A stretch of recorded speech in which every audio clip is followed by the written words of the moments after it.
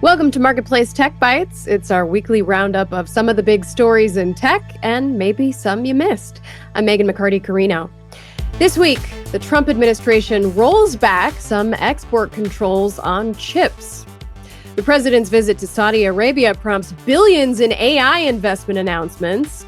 And HBO Max rises again. Here to discuss all this is our regular contributor, Natasha Mascarenhas from The Information. Hey, Natasha, so good to see you. Good to see you as always. So first up, we've got to do our bite of the week. This is a number that gives us a little insight into the week in tech. Natasha, what is your number this week? Yes, well, this is a callback to a previous episode, as eagle-eyed listeners will maybe remember, but the number this week is 1,200, which represents the number of Waymos that were recalled based on needing software updates and there being some minor collisions. And so if you're seeing less Waymos on the road, that's why. Okay. I have just started to see Waymos down on the peninsula in the Bay Area. So it's very exciting. I'm very excited to get some Waymo action soon, hopefully with new and revamped and recalled vehicles. I know. I definitely read the story while I was in a Waymo, so we're figuring out how often I want to be using it, but I am enjoying it still. So keep up the good work, Waymo. Well, now to kind of some of the big trade news of the week that was actually not tariff related for once. But basically, the Trump administration rolled back this AI diffusion rule that the Biden administration put in place in January, which was intended to limit the diffusion of the US's AI technology globally, and especially to countries kind of deemed adversaries. But that list was pretty expansive, and it kind of translated into restrictions on chip sales to a whole mess of countries, Switzerland, India, although China was the main target. A lot of tech companies, Microsoft, Oracle, had opposed these restrictions and said they probably weren't going to be that effective. Natasha, what do you make of this move to loosen the export of mainly chips, but, AI technology in general? Yeah, I mean, like you mentioned, it was something that Biden introduced really in his last week before the administration ended. And I think ever since that moment, it's been extremely controversial. My colleagues, Anissa Gardizi and Tanner Liu, had written about how the oracles of the world were asking suppliers to ship incomplete products overseas. NVIDIA was trying to persuade customers in Asia to order its advanced chips as soon as possible. And so it really set off this mass rush of trying to figure things out. But as we may talk about later, Trump is really interested in the global influence and of the United States, and is very focused on it too. And so seeing the Trump administration roll it back to some extent, I think was expected and hoped for from a lot of these companies. And now the big question is really where China and the US stand when it comes to getting access to those very coveted NVIDIA chips. Right, because the Commerce Department is still keeping very strict controls on exporting any advanced tech to China. And in fact, as part of this rollback, it kind of added a little note that actually any country that buys Huawei advanced chips, they're called Ascend chips, is actually in violation of U.S. export controls because they say those chips likely contain U.S.-made technology that was supposed to be restricted.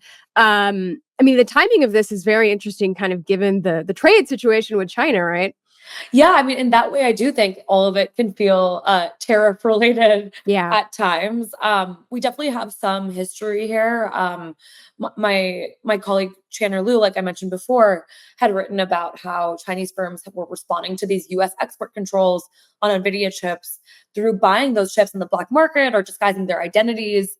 Now, and the most recent story we have is really how Chinese officials are trying to control overseeing data center development and really putting a lot of capital and subsidies into making homegrown chips. And so I think it only increases the race, while the Chinese government has always been interested in getting into the key industry of making its chips, I definitely feel like we're seeing Beijing make some big moves towards consolidating some of that power and really investing even more in their AI and specialized chips technology.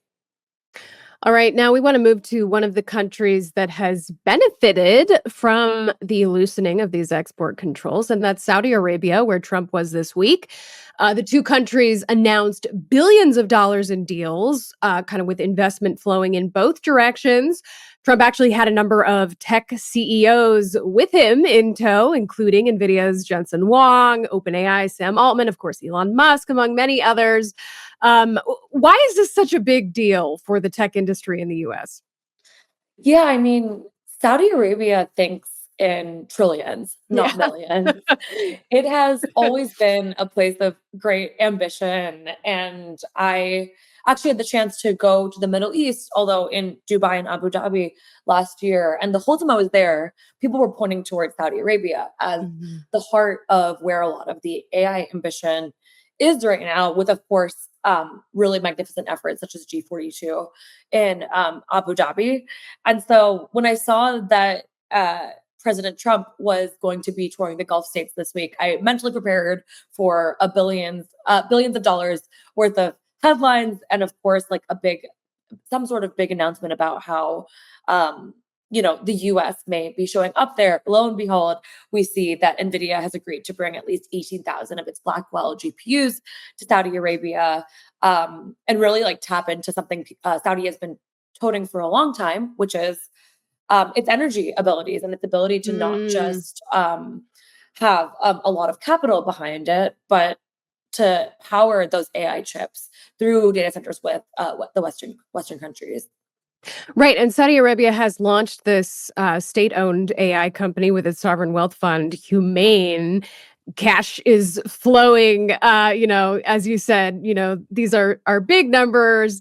The cash is flowing. Number of different companies have kind of inked deals. NVIDIA, its competitor AMD also, got an agreement of investment up to 10 billion. Amazon Web Services, some Sure. smaller companies. So yeah, this was quite a quite a week for tech in Saudi Arabia. Oh, totally. And I think what I'll add to is it like, and I kind of joked about it because we often see really big ambition, but I mean it. I mean, I think Saudi has been very clear that it wants to diversify the economy beyond oil, and we've seen a bunch of projects, investments, and attention being put towards projects that help diversify them. So, I mean, when I think about the places in the world for the U.S. to strike up a partnership here, Saudi's top of the list. I think it'll be a really good test and example of how the US works with a country that is both close to the US and China. Is there, different carve outs that we've seen, Abu Dhabi and the US manage to sort of create distance? Or is it a middle ground? That's one thing I'm watching and asking about is how it navigates the China conversation in Saudi Arabia. And we should note that Trump, at the end of the week on Thursday, visited United Arab Emirates, which is also opening up, importing 500,000 of NVIDIA's most advanced chips. So it's interesting. Trump really seems to be using access to chips as like a literal bargaining chip in all these trade deals that he's trying to forge. Yeah, Um, yeah, totally.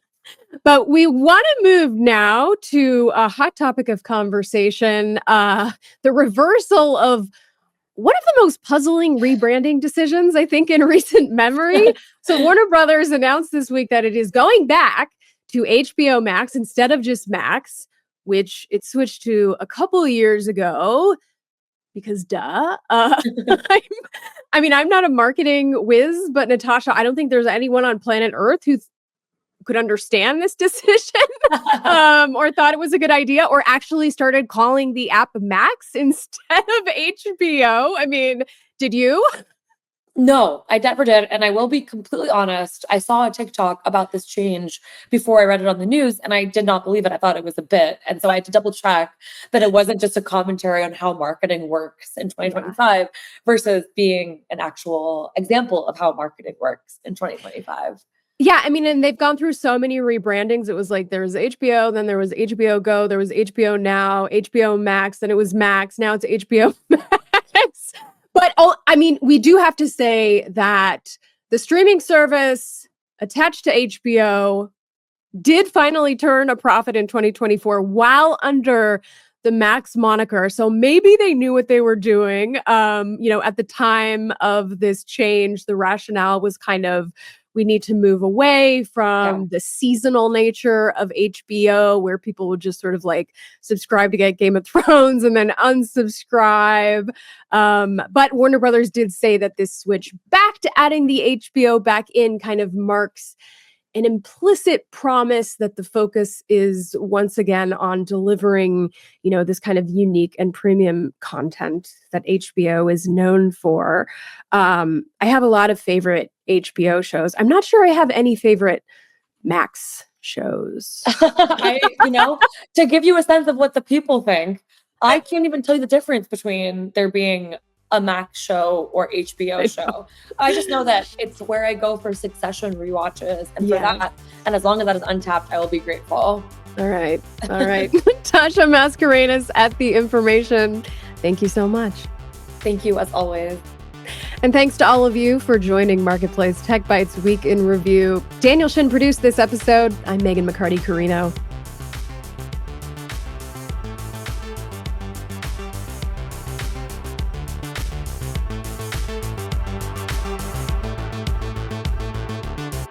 This is APM.